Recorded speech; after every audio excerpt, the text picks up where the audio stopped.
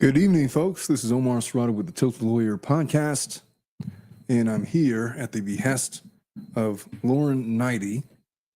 I don't know if she summoned the bat signal per se, but she gave rise to this idea that there's another motion to dismiss and this lawsuit that doesn't quit. Lively versus Baldoni. This one is Jed Wallace's turn to file a dismissal.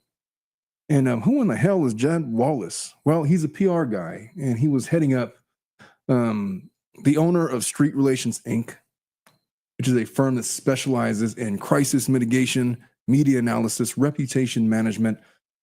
He's not like a traditional publicist. His expertise lies in handling very high-profile reputational crises, the kind that usually accompany lawsuits in Hollywood. So his work is supposed to involve analyzing public perception trends, shaping online narratives, advising clients, managing social media press coverage. He's been described as somebody that is supposed to operate in the shadows, like a behind-the-scenes kind of guy, helping high-net people in Hollywood. How did he get involved in this lawsuit? Well, he was hired in August of 2024 as part of Justin's crisis PR response after Blake Lively accused Baldoni and Wayfarer of sexual harassment and workplace retaliation. According to Lively's lawsuit, you'll recall, Wallace was allegedly brought in to coordinate a social manipulation or social combat campaign aimed at shaping the public perception of Justin and Wayfarer Studios. His job, according to Lively, was to create, to seed, to amplify negative online content that undermined Blake Lively's credibility while boosting Justin Baldoni's image. And I don't think that they needed a Jed Wallace to do all of that. It seems like she's doing a real good job of that herself by virtue of some of these pleadings that we read, namely last night. Lively's legal team accuses Wallace of engaging in digital astroturfing. The hell does that mean? It's a PR technique that involves creating fake grassroots support or backlash through fake campaigns, social media stuff, like the whole Russian conspiracy. They are employing bots to troll Facebook and Twitter feeds to rile the people up and drive the country into political dissension. Well, this is kind of the same kind of idea, I guess. Obviously, he denies those allegations. He's stated basically that his role was strictly observational. He was only hired to monitor what was going on. He never engaged in a smear campaign against Blake, and he was working remotely from Texas. So what are you guys on with me about? That's kind of the gist. Anyway, I got a lot to get to. Hey guys, if my mic seems or sounds a little, weird, let me know in the comments. Otherwise, we're about to roll intro and let's get started. Whatever you might be going through and wherever you might be, this is Omar Serrata with the Tilted Lawyer podcast. I'm here to take your mind off of things. Yes, I'm an attorney. No, I'm not giving you legal advice.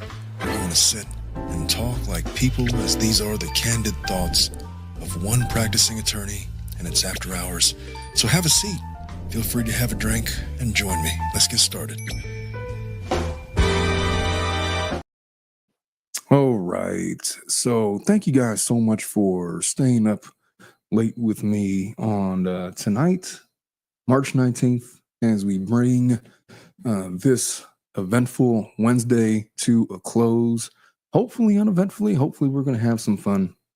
I know that it's late for a lot of you folks. I know a lot of you guys are on the East Coast.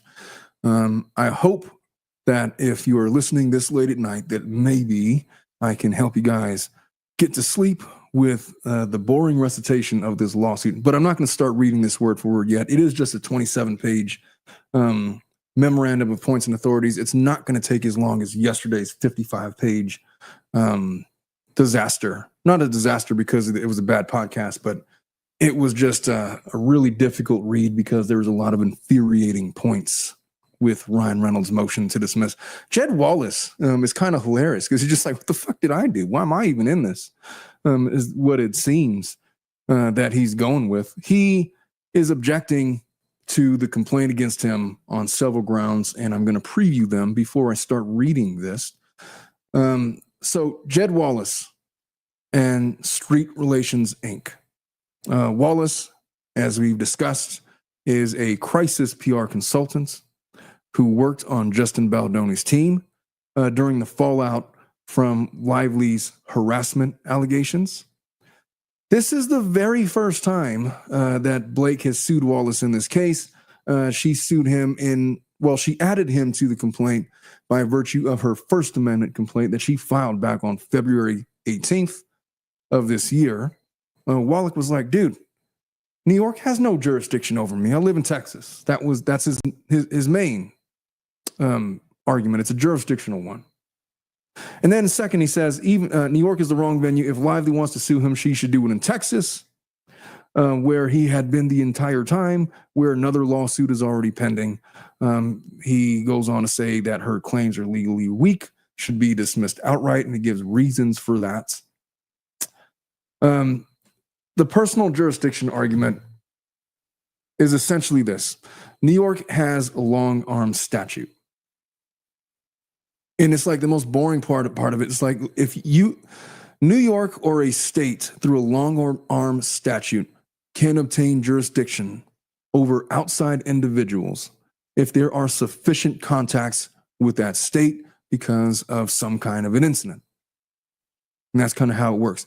Under New York's long-arm statute, the court can only have jurisdiction if he did business in New York or committed some kind of a tort in New York, defamation or otherwise, or targeted New York specifically, which there's no indication of that.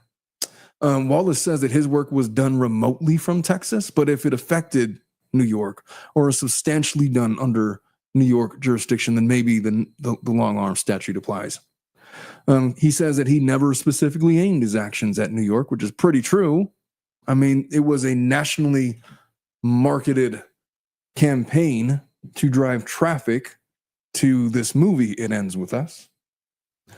He says that even if Lively's own past lawsuit in Texas, where she admitted that Wallace's conduct happened in Texas, not New York, that should kind of close the book on this. What is New York? Why am I being sued in New York in federal court? If anything, you should remand it to my side of town, is basically what he's stating. In terms of venue, he wants the case to be in Texas. Imagine if you were in some kind of a lawsuit, it'd be a real pain in the ass. Every time you had to appear in court, that you had to do so, flying all the way out of state or wherever. I mean, now granted, they're not going to ever go show up to court anywhere unless it's like an evidentiary hearing or something like that. But, subpoenas are a thing. But court appearances, they could be done remotely. It's not as big of a deal as it used to be. Like these long-arm statutes, when they were first authored, like in the 1800s, really, it was a big deal if you were being sued, like even in a different county. Like you got to get the horse and buggy to go track 50 miles up to freaking San Luis Obispo for what? I don't have any business up there. And so you have these jurisdictional arguments, county-wide, statewide, international, even in these federal cases. So he wants the case to be in Texas. There's already a pending lawsuit in Texas between Wallace and Lively. Why don't we just merge those two cases together? New York is not the most convenient forum for anybody, for key witnesses or the evidence. What are we doing? He makes that argument.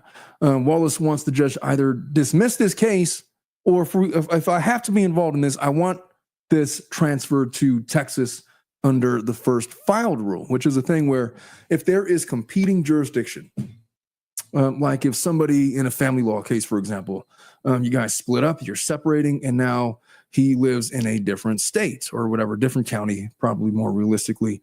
And one person wants to have the lawsuit be in LA County. The other person wants the lawsuit to be in San Diego County, and they both have jurisdictional ties to their respective counties. Then whoever files first is the winner. If if they filed in San Diego and you filed in LA, whoever served the other first is the winner. And that's just how they do it. And that's where the case is going to be. That's how they decide jurisdiction. This is the first filed rule is a similar thing that Wallace refers to in this case.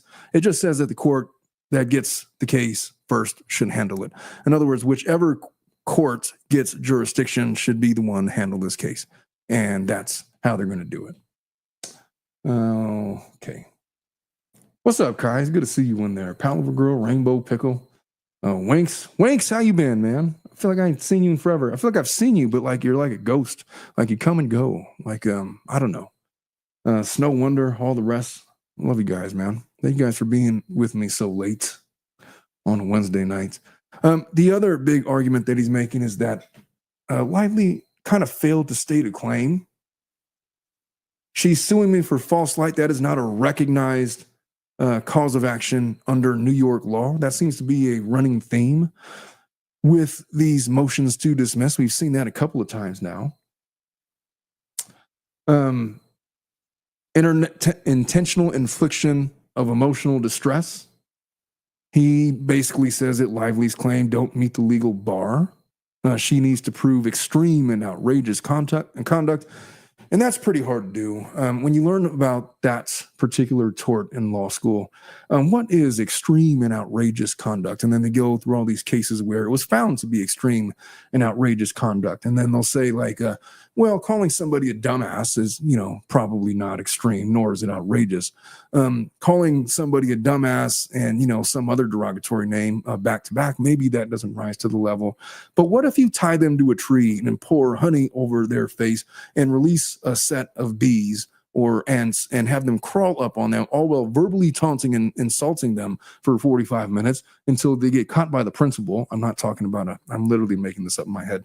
That would be a good example of something that is extreme and outrageous that would lead to a finding that that person committed the tort of intentional infliction of emotional distress, as you could imagine. So that's kind of the degrees, and it doesn't have to be that extreme. I wonder about Baldoni's claim under this cause of action, given that they have labeled him a sexual predator and have doubled and tripled down in their pleadings, and how that's going to uniquely affect him, as he is a very public figure that has been known to not specifically be that, but to be something else. So we'll see. He talks about the aiding and abetting harassment retaliation charge in California. He argues he wasn't even around when whatever Lively's harassment claims, whatever it is that she's on about, happened. So he couldn't have possibly aided in it. He doesn't even know what it is. That's one of his arguments. With regards to the civil conspiracy, again, he says in New York, conspiracy is not a standalone claim. It has to be attached to something else. It cannot survive on its own. It only survives if other claims survive, in which case it doesn't appear, at least to Wallace, that any of these claims are going to survive. But, that's probably not the truth. I'll tell you what I think about that later. In short, Wallace is attacking Lively's lawsuit from every conceivable angle. Jurisdiction is the big one and probably the easiest of the three. Venue, he's got a point on venue. And then the substance, I'm not so sure if he's going to get this outright dismissed, but we'll see. And for the record, I have not read this in its entirety. I kind of skimmed through it just to get a general idea of what it's about. I took some minor notes as to what we are talking about here. This is what I noticed. Obviously, this is one of like three different motions to dismiss. There's Reynolds' motion to dismiss that we read about yesterday. And as you recall, yesterday, we were talking about Reynolds arguing that calling Justin Baldoni a sexual predator was just his opinion, man. Protected speech under the First Amendment, context be damned. And there was a lot of other shitty things that he said in there. It was focused on defamation law primarily. There wasn't really much jurisdictional argument in it, although he did have the thing about false light is not in New York's cause of action. Wallace is playing a procedural game. He's not just relying on the insufficiency of the pleadings. He's stating that even if they're correctly pled, this is the incorrect venue, an improper venue. New York shouldn't have jurisdiction over this case. There's already a pending litigation that more or less involves the same the same incidents, I guess, or they surround the same general nexus as each other, I think he would say. There's the New York Times motion that was filed back in February. They argued that they were protected by press freedoms. There was privilege, freedom of the press, privilege of the press. Judge Lyman, he was receptive to that one. He kind of said that we all kind of have a point. He hinted in his orders or his in some of his writings that, yeah, the complaints are kind of weak as they stand. He even suggested that the New York Times motion was more likely to succeed on its merits than if not. And then there's Leslie Sloan's motion. She argued that, kind of like Wallace, I'm just doing my job. I was not part of a smear campaign. Wallace's motion, in my opinion, just off first glance, is stronger because of the jurisdictional elements. I don't know if they're going to hold weight in 2025, because just because you're working remote from Texas doesn't mean that you could have direct contact with New York, such that would bring you within the purview of New York's jurisdiction. So we're going to have to see how he argues that. Well, we'll see. That's the gist of what he's arguing, and I'm going to preview it for you all right now. Just let me share my screen. Let's get into this motion. All right. I now have it up on my screen. And just make sure. Okay. So this is the lawsuit. I got to get rid of this every single time. Let's get rid of this and make this bigger. Okay. Stop it. All right. Table of contents. Preamble. Where are we at? I'm not going to read this first paragraph. I'm not going to read the background. We all know how we got here. So let's just go into the allegations. All right. So the relevant parties. The plaintiff, who resides in New York, is an actress and entrepreneur who co-starred and served as executive producer for the film It Ends With Us. She claims to have been sexually harassed by certain defendants and thereafter was unlawfully retaliated against for coming forward and reporting sexual harassment that occurred against her and others on the set of the film. She alleges only 3 causes of action against Wallace and Street: aiding and abetting, harassment, and retaliation in violation of California law, intentional infliction of emotional distress, and false light, invasion of privacy, also under California law. New York and Texas do not recognize those causes of action. The 15th cause of action, conspiracy, which includes Wallace and Street, is not a cognizable claim under California, Texas, or New York law. So what are we doing? Civil conspiracy claim fails because each of New York, New Jersey, California, and Texas does not recognize civil conspiracy as an independent tort, and thus a cause of action alleging conspiracy to commit a tort stands or falls with a sufficiently stated underlying tort, which is true. What would be a sufficiently stated underlying tort? Intentional interference with economic advantage by way of conspiracy would be a really good example, and that's inherent in this case. That is one of Justin's causes of actions. So, Street is a Texas corporation. It was a Texas corporation on the date it was sued, and its principal place of business has been in Texas since 2021. It helps clients navigate real-life human crisis, threats, traumas, and mental health concerns. Wallace is an individual who resides in Dripping Springs, Texas, as a self-employed PR consultant who offers crisis mitigation services and is the president, director, and secretary of Street. Right off the bat, just stylistically, whoever wrote this, The reason why they're giving this background is because it fits into their jurisdictional arguments. None of this is for PR, and so far, so good. There's not a lot of sensationalism. They're just straight going into facts. That's a pretty damn good way to write in the legal world. The other defendants are alleged to be residents of California, and Wayfair, Balboni, Heath, it ends with us, LLC, Nathan, the agency group, and Abel, or Illinois, Sarowitz. Alleged jurisdictional facts. Lively alleges on information and belief, which he was entitled to do, as this was not a verified complaint, that Wallace was hired in early August 2024 to design and implement the other defendant's social combat plan. And he specializes in executing confidential and untraceable campaigns across various social media platforms, including TikTok, Instagram, Reddit, and X, to shape public perception of his clients and their adversaries and to perpetuate those perceptions. There is no allegation that any of this activity took place in or was directed at New York. And Lively has judicially admitted that Wallace worked remotely from home in Texas. Wallace denies that he engaged in this conduct at all. On information and belief, the AC alleges that Wallace and Street were to weaponize a digital army around the country, including New York and Los Angeles, to create, seed, manipulate, and advance disparaging content that appear to be authentic on social media platforms and internet chat forums.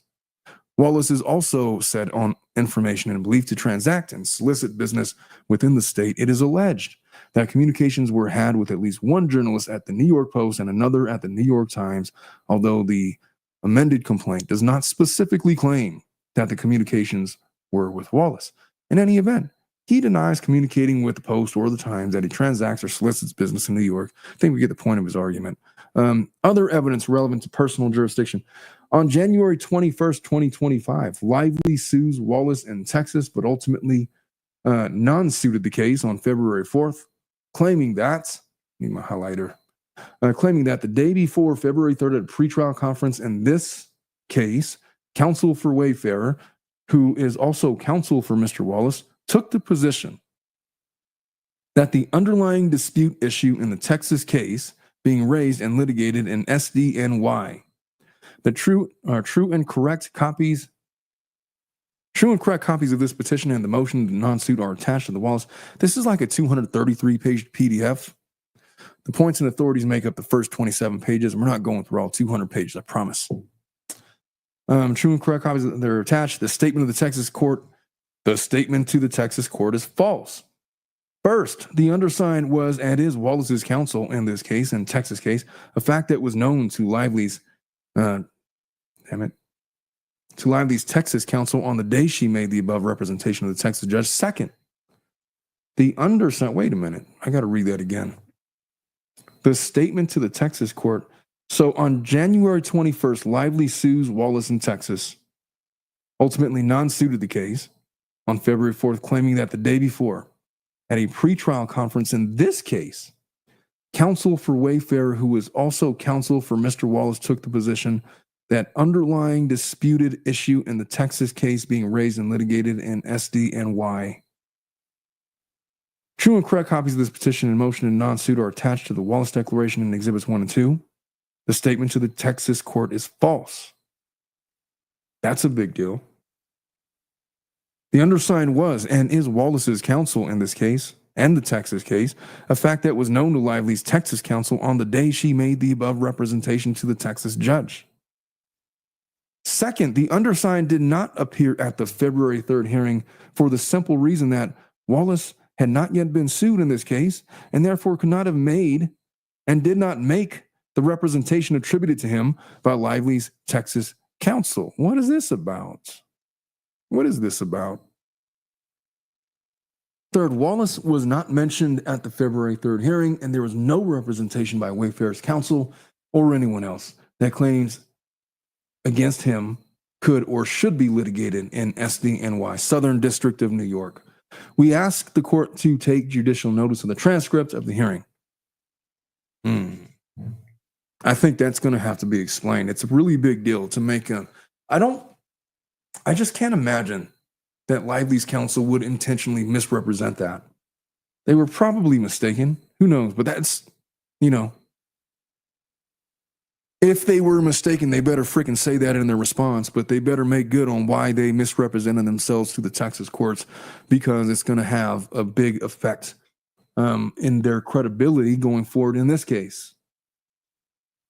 The Texas case petition alleges, just as she does in this case, that Lively, on the set of the film, were subject to a pattern of unprofessional and sexually harassing behavior.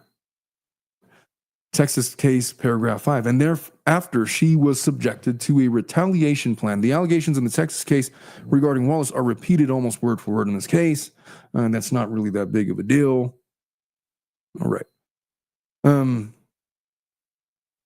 The Texas case also contains Lively's sworn judicial admissions that Wallace worked remotely from Dripping Springs, Texas, a substantial part of the evenings giving rise to the claims that Lively seeks to investigate, specifically Mr. Wallace's work on the social manipulation campaign occurred in Hays County, Texas. And a substantial part of the underlying events that would give rise to the claims against Wallace being investigated occurred in Hays County, and Mr. Wallace resides in Hays County. So the point is, he lives in frickin' Texas. The first filed case was commenced in Austin federal court shortly after the Texas case was non-suited. The first filed case asserts claims for declaratory judgment and defamation, the latter occasioned in part by Lively publication of allegations that Wallace and Street had sexually harassed. In other words, the same claims. These allegations are demonstrably false, as neither Wallace nor Street had anything to do with the movie's production and were certainly not on the film's set. Wallace attended college at Fordham University, moved back home to Pennsylvania in late 1991. And since then, Wallace can only recall having visited the state of New York on 4 occasions in 07, 8, 9, and 24. Wallace conducted no business on any of those 4 trips. Wallace does not own, use, or possess real property situated within New York. In other words, he doesn't freaking live there. What are you doing? It has no registered agent in New York, no property in New York, no bank account in New York. We get it. Some procedural history they want to tell us about. Plaintiff initiated this action by a complaint filed on December 31, 2024. Then files an amended complaint on February 18th of 2025, adds Wallace and Street as defendants. Summons was issued to Wallace and Street on February 24th, 6 days after the filing, and was served on the 26th on the undersigned counsel, who accepted it that day. Wallace and Street have timely filed their motions to dismiss. So again, the Rule 12b2 stuff, here we are again. Motion to dismiss for lack of personal jurisdiction. The plaintiff bears the burden of establishing that the court has jurisdiction over the defendants. Whereas here, jurisdictional discovery has not been conducted. The plaintiff need only make a prima facie showing by his pleadings and affidavits that jurisdiction is proper. That's why every single lawsuit that you've ever read, before they even get into the factual allegations, they'll start with a statement on jurisdiction, just blatantly declaring that this court has jurisdiction. The allegations in the complaint are taken as true to the extent they are uncontroverted by the defendants. However, allegations made on information and belief, as here, are entitled to little weight. Meaning you can say whatever you want on information and belief. That is not a provable allegation until you have evidence to support it. We're going to leave off. If the affidavits conflict, the court construes the pleadings and affidavits in the light most favorable to the plaintiffs. But the court will not draw argumentative inferences in the plaintiff's favor and need not accept as true a legal conclusion couched as a factual allegation. Conclusory allegations are not enough. All right, so defendants should be dismissed because plaintiffs failed to establish that the court may exercise personal jurisdiction over them. In cases like this one, federal courts are to apply the personal jurisdiction rules of the forum state, provided those rules are consistent with the requirements of due process. In New York, there are 2 ways to exercise jurisdiction over a non-resident: general jurisdiction and specific jurisdiction to NYCPLR. In this case, plaintiff relies on both. Oh, this is taking me right back to law school. specific jurisdiction. General jurisdiction is just like, well, he lives there. Specific jurisdiction is he was there for a specific purpose and for a specific reason he's going to be brought into this case or within the purview of the jurisdiction of the states. The New York long arm statute does not extend in all respects to the constitutional limits established by International Shoe. Oh, I've read that case and its progeny. So in determining specific personal jurisdiction over non-domiciliary, New York courts engage in a two-step analysis. The first step is the application of New York's long-arm statute. If the exercise of personal jurisdiction is deemed appropriate pursuant to the long-arm statute, the second step is to determine whether personal jurisdiction comports with the due process clause of the United States. Plaintiff satisfies neither step in this case. The long-arm statute provides 4 ways to gain specific personal jurisdiction, and none apply. First, neither Wallace nor Street transacted any business within the states or contracts anywhere to supply goods or services in the state from which the cause of action arises. In other words, we didn't do any business in New York that's related to any of the causes of action in this lawsuit. Strike one. A foreign party transacts business in New York when looking at the totality of circumstances, blah, blah, blah. So what's point 2 or whatever? There are no allegations, for example, that Wallace came to New York to do any of the kind of activities alleged against him. All right. Second, Wallace and Street were not within the state for any of the conduct alleged in the amended complaints. The Second Circuit has held that Section 302A2 teaches only tortious acts performed by a defendant who was physically present in New York when he performed the wrongful act. As Lively has previously alleged under oath in the Texas case, and Wallace swears, Wallace's actions took place in Texas, not in New York. I guess that's strike 2. 3, specific jurisdiction is not proper under 302A32. To establish jurisdiction under CPLR 302A32, plaintiff must allege that the defendant committed a tortious act outside of New York. The cause of action arose from that act. The tortious act caused an injury to a person or property in New York. And the defendant expected or should reasonably have expected the act to have consequences in New York. And the defendant derives substantial revenue from interstate or international commerce. That's going to be a harder one to unravel. Let's see how they do it. The only concrete allegation connecting Wallace and Street with New York is a group allegation with other defendants that Miss Nathan, Mr. Abel, Mr. Wallace, and Street targeted New York by, among other things, communicating with journalists, content creators, media entities based in New York, including at least one journalist at the New York Post and another at the New York Times. That allegation is unequivocally controverted by Wallace and Street because neither Wallace nor Street communicated or caused content to be provided to journalists, content creators, or media entities in New York. In fact, Wallace's role was not to post anything on the internet, and he even advised the Wayfair team that there was nothing for them to do. Wallace did not speak to a journalist from the New York Post or at the New York Times. Lively's allegations are nothing more than conclusory allegations based on information and belief regarding Wallace and Street. And if that's true, if he had no contacts with anybody inside of New York, if his job was done entirely remotely from Texas, if he had no reason to do business with New York, if he wasn't publishing anything specifically, then what did he exactly do that gave rise to these cause of action? You better have some kind of communication with some of the other co-defendants that places him as having some kind of magnetic effect on New York that gave rise to these cause of actions. Maybe then you could kind of squeeze jurisdiction in. But that's the argument. I don't know what they have. I don't know what they're saying. As far as what they've said so far, it makes sense. They're just making conclusory statements, making assumptions without providing evidence. They got to show something. Fourth replaces the fourth and fifth elements. with its own about regularly conducting business in New York. But again, beyond a conclusory allegation, Lively does not allege any facts supporting that Wallace regularly does or solicits business in New York. General jurisdiction. There is no general jurisdiction over Wallace Street. Plaintiff's sole allegation regarding general jurisdiction reference and concludes all defendants systematically and continuously conduct and solicit business within New York and have availed themselves of the privileges of conducting business in the state of New York. And then they cite case law.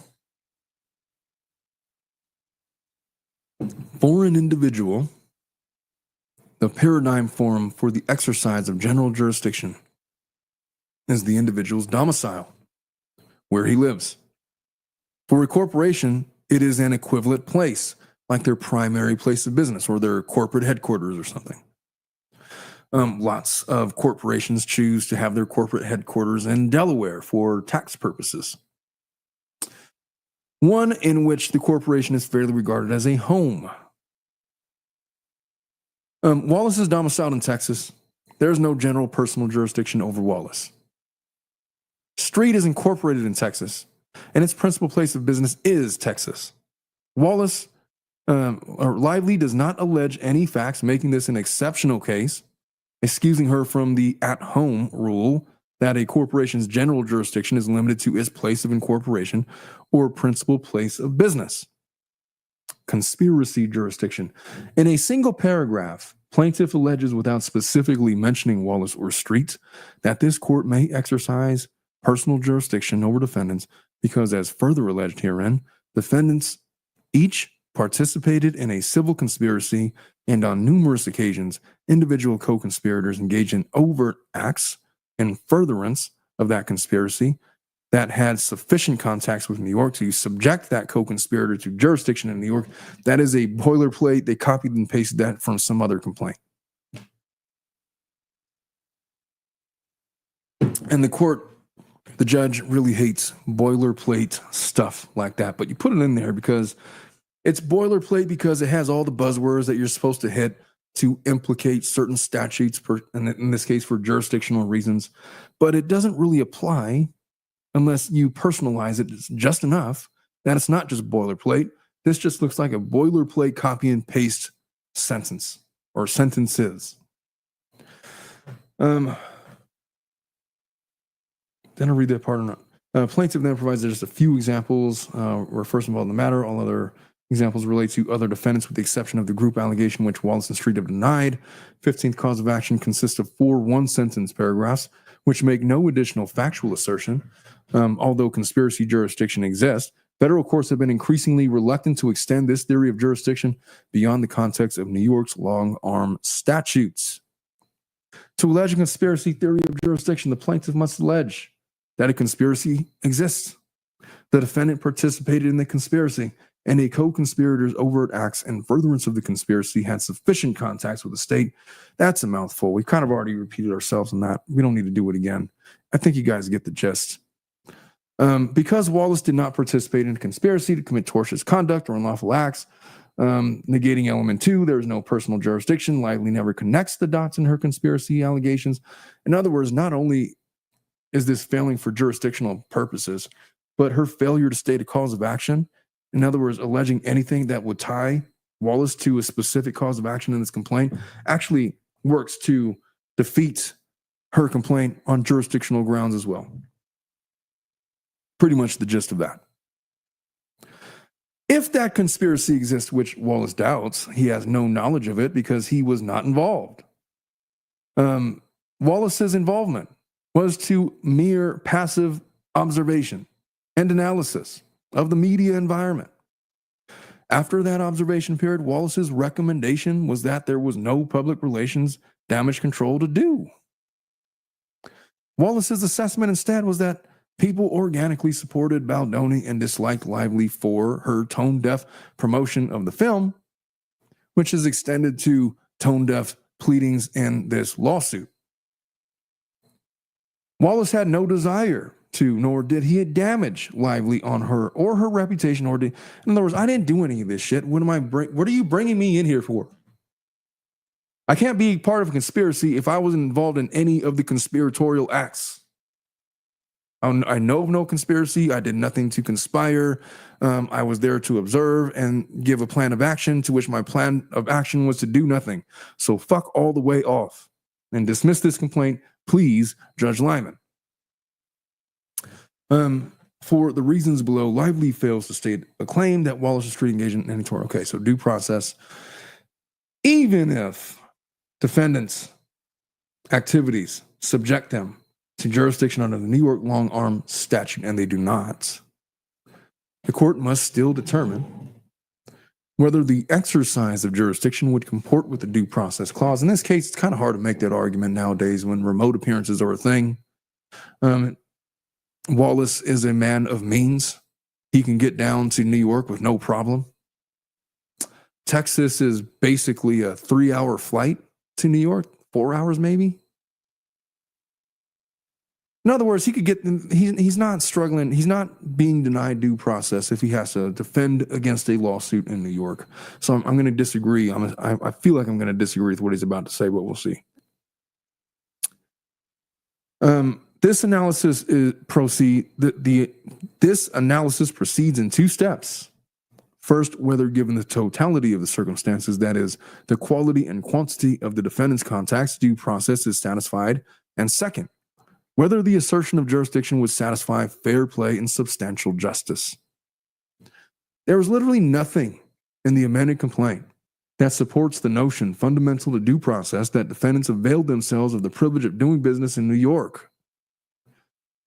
And when considering fairness and substantial justice, the court should keep in mind that Lively sued Wallace first in Texas. She claims in this case that he violated California law. And if California law applies, it is not New York that has the most significant relationship to Wallace and Street's conduct. Furthermore, there is already a forum, Texas, previously invoked by Lively, which awaits her potential compulsory counterclaim. Venue. The court's analysis of the amended complaint is the same under the rule governing dismissal for improper venue as it was for personal jurisdiction and requires a 2-step process. First, the court should identify the nature of the claims. Second, the court should determine whether a substantial part of those acts or omissions occurred in the district where the case was filed. Plaintiff bears the burden of showing the venue is proper for each claim against such plaintiff. Here, 2 of the 3 substantive claims are expressly based in California substantive law. And the recognized choice of law analysis applicable to this case for California law to apply, then a substantial amount of the events must have taken place there, not New York. In fact, as we've explained, all of these events regarding Wallace and Street occurred in Texas, as plaintiff has admitted. And of course, we pointed out before, neither New York, we get it. We also note that plaintiff's reliance on 1391C for Wallace is misplaced. Plaintiff admits that Wallace, a natural person, is a resident domiciled in the Western District of Texas. That makes him a Texas domiciliary and a resident for purposes of venue, which rules out Wallace for, okay. Just like for personal jurisdiction, Lively makes little effort concerning Wallace to New York. Indeed, okay, we get it. He didn't live there, no business there, no contacts there, didn't avail himself of anything there. Would you stop it? Didn't avail himself of anybody there, has no, you get it. Okay. Lively's only allegation connecting Wallace to New York is the group allegation, and we've heard that argument already. Let's skip over that. Transfer venue. A district court may exercise its discretion to transfer venue for the convenience of the parties and the witnesses in the interest of justice, or simply in the interest of justice, transfer the case to any district in which it could have been brought. It could have been brought. You can't just transfer it to Florida, for example. Without specific regard to convenience, 28 U.S.C. 1406A, among the factors to be considered in determining whether to grant a motion to transfer venue for convenience are, inter alia, the plaintiff's choice of forum, to sources of proof, the convenience of parties, location of relevant documents, well, you get it, all of these things. The first filed rule puts a large thumb on the scale in transfer of favor. The first filed rule states that in determining the proper venue, where there are 2 competing lawsuits, the first suit should have priority And I agree with that. That should pretty much take precedent. Could have brought the lawsuit in Texas. He lives in Texas. You chose to bring it in New York. You already had a lawsuit in Texas. There's already pending lawsuit in Texas. They kind of are within the same airspace of each other. Why don't we just have the thing in Texas? I feel like that's probably going to prevail if they don't dismiss it for jurisdictional purposes. They're almost certainly going to transfer the venue at least, unless they just want to keep everything together. I don't know. Well, let's see what we got. More stuff. All right, further. Travel to and from New York would be hard financially on Wallace in two ways. Not only would consistent travel to and from New York be a major expense for him, it would also disrupt his ability to make a living as he does most of his work in Texas. As explained above, the locus of operative facts, at least as to Wallace and Street, are in Texas, where he observed social media. All right. So whenever you want to, if ever you're wondering why Wallace and Street are arguing jurisdiction on this case, it's because they live in Texas and they have no business whatsoever in New York. They don't even know anybody over there. They don't even talk to anybody over there. That's going to be the same thing that they're going to repeat for all of these elements. Now, let's get to the failure state of claim stuff. With the jurisdiction stuff, man, it is dry reading, isn't it? Okay. Snow Wonder says, how dare you breathe the same air as me? Lawsuits. Oxygen theft is what you call that. Jaquai Graham says, making Jed Wallace litigating in New York and not Texas is the same as Lively forcing the costume company, bringing all clothes to her apartment for her convenience. Yeah. Lively doesn't strike me as the kind of person that's all that concerned about other people's comforts. Because of, well, she's got her reasons, I'm sure. All right. To survive, Rule 12b-6. Failure to state a claim, and we've discussed this case law before. They talk about false light. They're going to bring up the whole thing that false light is not a claim in California or in New York. Or strike that, in Texas or New York. Under New York choice of law principles, either New York or Texas law applies to Lively's false light claim. Under Lively's theory of venue and personal jurisdiction, New York is the epicenter of this case. Under Lively's theory of venue and personal jurisdiction, if the court is reaching the merits, it is necessarily accepting plaintiff's theory that New York has the most significant relationship to the claims and certainly to the exclusion of California, where no conduct is alleged to have taken place. New York applies the law of the state with the most significant interest in the litigation. If New York law applies, Lively's claim for false light must be dismissed because there is no tort of false light invasion of privacy under New York law because of all of these cases that said that.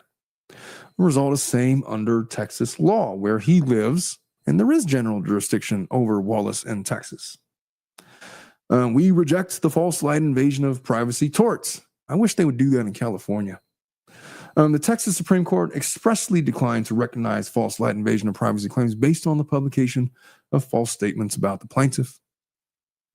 IIED, Lively concedes that she is a public figure. As such, she must satisfy the constitutionally required actual malice standard as an element of her claim. That comes from the Falwell case. Y'all remember Falwell? The preacher. Actual malice means that a public figure, the Falwell case, I think Hustler magazine published like these really gross cartoons of his mom or something like that. And then he sued the magazine, and other stuff came out about Falwell that, well, didn't suit his career choice all that well. 1988, what a year. Actual malice means that a public figure may not recover for the tort of intentional infliction of emotional distress without showing, in addition, that the publication contains a false statement of fact, which is made with actual malice, with knowledge that the statement was false, or that it was made with reckless disregard as to whether or not it was true. If Wallace was observing only and explicitly directed them to do nothing.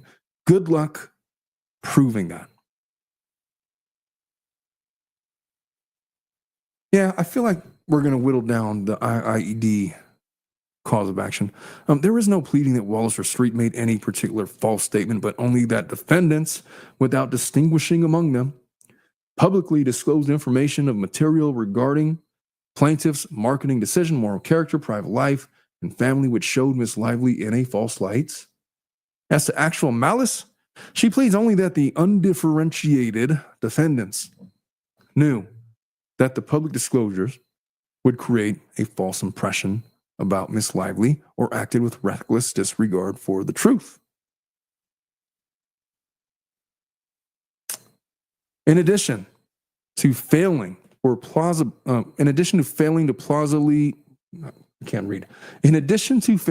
plausibly allege actual malice, the conduct at issue, whatever it is, cannot possibly satisfy the outrageousness element.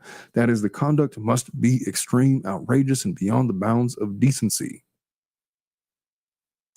Folks, give me a minute while I fix my mic. Testing. I don't know if that did anything or not. I'm quite certain that it didn't. I'm hearing like a ping or like a ringing in my microphone. I don't know if any of you all are hearing that, but maybe it's just my headphones. Who knows? I'm going to continue anyway. Anyway, the actual malice thing, there is tie-ins to actual, look, it's pretty clear that the respective PR teams on both sides, the Wayfair parties, Lively parties, Vision PR, all of them, they hated each other. They were very clearly preparing. Well, Baldoni's team was very clearly preparing for what he thought was going to be false leaks that were designed to smear his image, and he was preparing for it. And the people within his PR campaign sent some questionable text messages. Will that rise to the level of malice? I don't effing know. But what does Wallace have to do with it, I guess, is the point. I failed to see any kind of tie-in to Wallace, absent something bigger that was pled. Well, they're going to have an opposition. I guess we'll see what they mean. But if it's true, if it's somewhere published out there that his advice was literally to do nothing, then I think you got to dismiss the case against Jed Wallace. What are we doing? This whole case is stupid. At least as it pertains to Jed Wallace. Even if plaintiff's allegations against Wallace and Street are plausible, and they are not, it is hard to imagine how a public relations counterpoint between two actors could rise to cognizable IIED claim. I agree. This one does not giving plaintiffs bullshit. Aiding and abetting. Let's see what they got to say about that. Oh, Christ.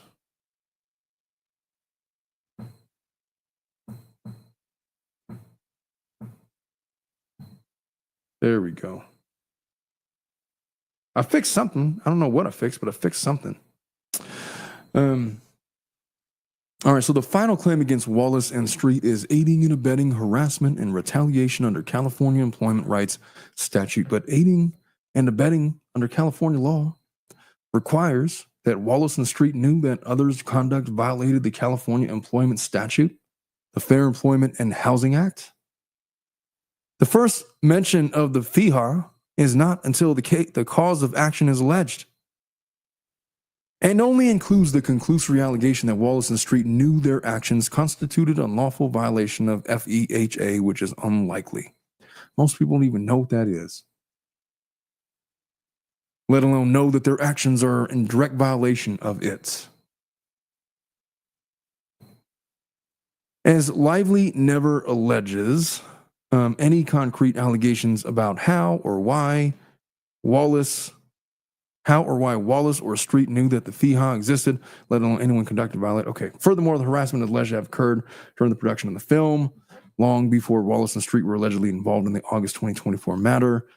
So-called retaliation is addressed in a part of a single sentence, which alleges that Wallace and Street aided and abetted that discriminatory conduct. Yeah, I kind of agree. I don't understand why he's in this lawsuit. What did Wallace have to do with any of this? I'm kind of confused as to why they sued him. And that's the conclusion of it. That's the conclusion of it. Cert of compliance, and here's all of their attachments. And there's a lot. This is the declaration of Jed Wallace, where he says, "My name is Jed Wallace. I am a citizen of Texas. I've been a citizen of Texas since 2021. I currently live in Dripping Springs, Texas, in Hayes County. In late 91, attended Fordham since moving back." He says all of the things, right? And this is under oath. What else do we got in here? There's his. Why is his signature a freaking circle? I like it. Exhibit A is Lively's verified petition for Rule 202 deposition. Where was this filed, though? Oh, in Texas. So there's that. We could take judicial notice of all of these things. And I'm not going to read all the pages of this lawsuit. It was a verified complaint, no less. This is, who cares what it is? So that's pretty much the gist of the motion to dismiss. What do I think about the merits of it all? I gotta say, I gotta get to some of these. Kai, thank you so much for the 7. I've been really loving these breakdowns. Thanks, Omar. It's much appreciated. Kai, it is much appreciated to have you here. One of my new favorites, subscribers. Palaver Girl, of course, with the $4 super sticker. I much appreciate you for supporting us and being up with us so late at nights. I know it's like 1 a.m. in some parts on the East Coast. That's so Texan. What's so Texan? Jed Wallace touches his revolver. Palaver Girl, what are you even on about right now?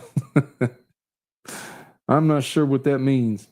Jed sounds like a straightforward, no-nonsense kind of guy. Yeah, that's the kind of legal writing that I appreciate. Just, we don't need all of the, the haymakers for the cameras. We don't need all of the PR recitations. We don't need all the drama. We don't need all the tea. It's basically, look, I don't fucking live in New York. I live in Texas. I have nothing to do with New York. I have no contacts in New York. I didn't do anything that gave rise to any of the causes of action in this complaint. I was there to observe only. I observed. My advice was do nothing. And then I went home. And then I continued to do my thing in Texas. What am I in here for? She's already suing me in Texas. Now she wants to sue me in New York. What is she doing? So it is a valid motion to dismiss. I think that it's similar to the New York Times motion to dismiss, that it's more likely than not that it's going to be granted. I don't think we're going to see Jed Wallace very long in this litigation. I got to tell you, in terms of, I don't understand what Jed Wallace is supposed to have done other than he was in the contacts list of some people from the New York Times. What did he have to talk to them about? He has his own company. He was consulting with Justin Baldoni's team and their people. He didn't make any direct comments to the press. And if his instructions were specifically to do nothing, what did he do? To commit the cause of action, intentional infliction of emotional distress? What was his role in the conspiracy? I don't understand it. I don't understand it. I don't know. Did Jed Wallace say something mean or something right before he was added to the amended complaint? Like, is this a fishing expedition? I don't know why he's in the complaint. I got to tell you.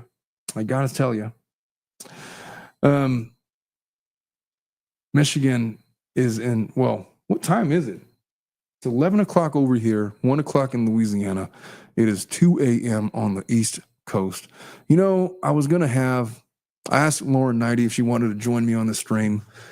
The problem with Nighty is that she likes to stream during my family time. And so I can't, I got a contract with my family. I'm not allowed to be on stream during certain hours, which is when Lauren Nighty likes to stream. And so I didn't get to go on her stream. And then when I invited her onto my stream, it's like, yeah, bitch, it's like 2 a.m. Okay, you're right. You were right. And the last time I invited her and she was going to come on a midnight stream with me, midnight for her time, she was like, yeah, so I took a gummy and I'm a little bit too baked. I don't think I'm coming on. It's like, well, thanks, Lauren. Just be safe. Don't let the bed bugs bite, I guess.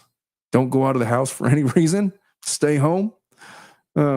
Anyway, folks, I love you all. That's all I really got to talk about for the Wallace complaint.